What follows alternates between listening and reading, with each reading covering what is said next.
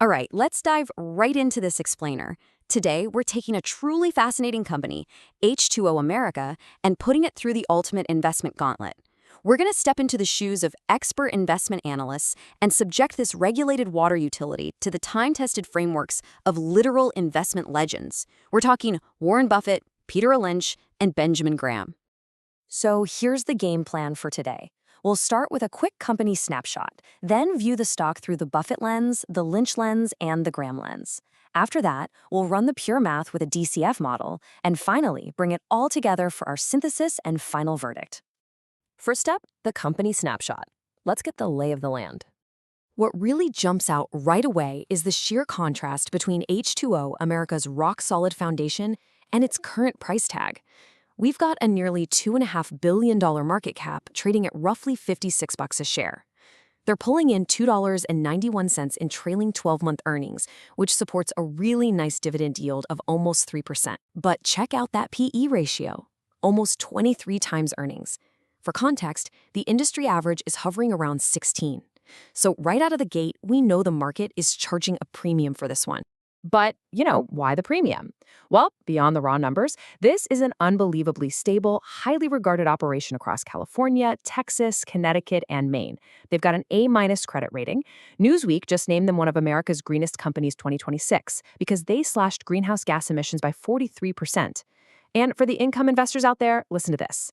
An 80-year history of paying dividends with a mind-boggling 58 consecutive years of dividend increases. They just bumped it to an annualized $1.76 per share. I mean, that is the literal definition of stability. Okay, moving on to part 2, the Warren Buffett lens. Buffett's first filter is always qualitative, and HTO absolutely crushes this checklist. An economic moat? For sure. It's a regulated water utility. You literally can't just build a competing pipe network next door. Honest and consistent management, 58 years of dividend hikes says yes. Manageable debt, they actually just did a huge $700 million equity raise to pay down credit lines, keeping their FFO to debt ratio comfortably safe at 11 to 12%. Add in a super stable 12.9% net profit margin, and yeah, Buffett would absolutely love this underlying business. But here's where it gets a bit tricky. When we move to Buffett's quantitative test, owner earnings, things shift. Buffett takes net income, adds back depreciation, and crucially subtracts capital expenditures. HTO recently generated a solid $105 million in net income.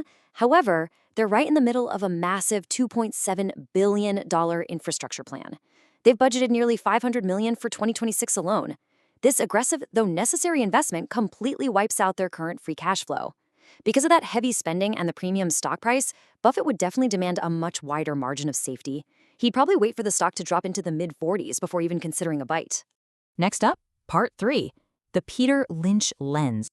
Legendary fund manager Peter Lynch would instantly label HTO as a classic stalwart. These aren't companies that are going to double overnight, but they are the defensive bedrock of a portfolio when the market gets rocky. And it's not like they're just sitting still. They're actually acquiring a company called Quadvest down in Houston. Management expects their Texas customer base to explode from 8% to 26% of their total business by 2029. That kind of smart inside lane expansion is exactly what Lynch loved to see.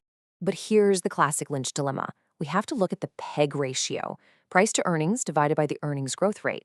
A PEG of 1.0 is generally considered fair value. So we take HTO's lofty 22.9 PE and divide it by the recent 6.3% earnings growth. That leaves us with a PEG ratio of roughly 3.6. Even if we give them the benefit of the doubt and use their long-term target growth of 8%, the PEG is still nearly 2.9. For Lynch, you're just paying way too much for the growth you're actually getting. He'd almost certainly pass on this until the price drops closer to $30, bringing that ratio back down to earth. Let's keep going. Part 4, the Benjamin Graham lens. The father of value investing, Benjamin Graham, used a ridiculously strict defensive checklist. Adequate size? At $2.5 billion, pass. Strong finances post-equity raise? Pass. Consistent earnings stability? Pass. An 80-year dividend record? Massive pass. But step 5 is the deal breaker. Graham demanded moderate valuations, specifically capping his PE limit at 15. At nearly 23 times earnings, HBOTO fails Graham's valuation test completely. We can actually take this a step further using Graham's famous intrinsic value formula. It's the square root of 22.5 times EPS times book value per share. Now, since our specific source data didn't include HTO's exact book value, we've transparently plugged in an industry average of $20 per share to run the model. Crunching those numbers with their $2.91 EPS gives us a gram intrinsic value of about $36.18. With the stock trading over $56, there is absolutely zero margin of safety here for a hardcore gram-style value investor. All right, part 5, DCF and quantitative models. Let's strip away the qualitative stuff and just look at the pure math. A discounted cash flow, or DCF, model projects out future free cash flows and discounts them back to today.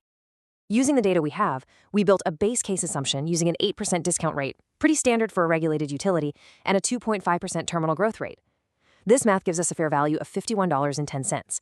Now, if we get super optimistic, say a 7% discount rate and 3% growth, the value stretches up to $60.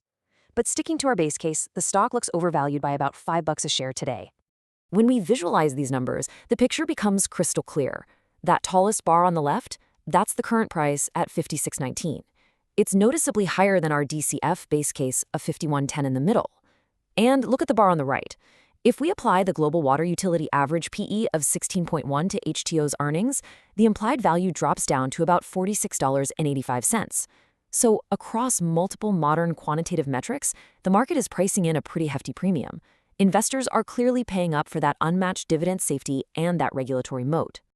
And finally, part 6, synthesis and final verdict. Here's the master cheat sheet. While HTO's business quality is absolutely top tier, it passed almost every qualitative test we could throw at it. Every single one of our 4 analytical lenses suggests the stock is currently trading above its intrinsic value. Buffett wants a margin of safety in the mid-40s. Lynch needs a better growth-to-price ratio under 30. Graham's formula points to around $36. And our pure math DCF model lands at $51.10. The fundamental business is incredible, but that price tag, it's just a bit too steep right now. So, bringing it all together, our final verdict as your investment analysts today is a solid hold. If you already own the stock, that incredibly reliable, growing dividend, and that elite green utility moat make it an amazing anchor for your portfolio. Hold on to it. But there just isn't quite enough value to justify initiating a massive new buy position at $56 today. I'm going to leave you with this one final thought. In a highly unpredictable, volatile market, how much of a premium are you willing to pay today just to guarantee a good night's sleep? Think about that, and we'll catch you on the next explainer.